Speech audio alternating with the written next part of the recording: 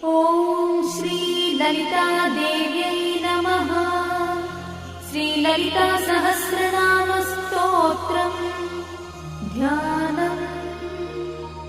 अरुणां करुणातरङ्गिताक्षीं द्रुतपाशाङ्कुशपुष्पबाणचापाम् अणिमाधिविरावृतां मयूखैः अहमित्येव विभावये भवानी। ध्यायेत् पद्मासनस्थां विकसितवदनां पद्मपत्रायताक्षीं हेमाभां पीतवस्त्रां करकलितलसद्देव पद्माम्बराङ्गी सर्वालङ्कारयुक्तां सततमभयदां भक्तनम्रां भवानी। श्रीविद्यां शान्तमूर्तिं सकलसुरन्तां सर्वसम्पत्प्रदात्री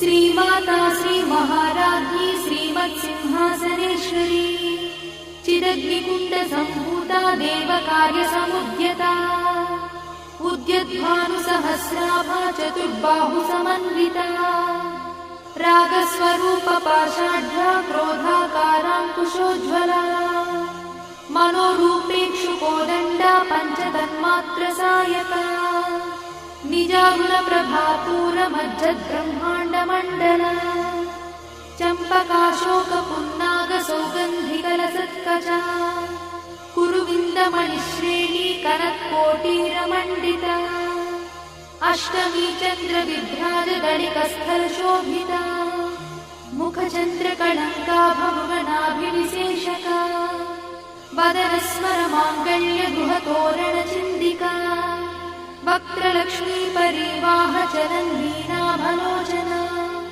नवचम्पकपुष्पाभनासा दण्डविराजिता ताराकान्तितिरस्कारिनासाभरणभूषिता कदम्बमञ्जरीक्लुप्तकर्णपूर्णमनोहरा ताटङ्कयुगलीभूततपनोडुपमण्डला पद्मरागशिलादर्शपरिभाविकपोलभूः नवविद्रुमबिम्बश्रीन्यक्कारिरदनच्छदा शुद्धविद्याङ्कुराकारद्विजपङ्क्तिद्वयोज्ज्वला कर्पूरवीटिकामोदसमाकर्षद्दिगन्तरा निजसल्लापमाधुर्यविनिर्भर्त्सितकच्छपी मन्दस्मितप्रभापूरमज्जत्कामेशमानसा अनाकलितसादृश्यचुबुकश्रीविराजिता कामेशबद्धमाङ्गल्यसूत्रशोभितकन्धरा कनकाङ्गदकेयूरकमनीयभुजान्विता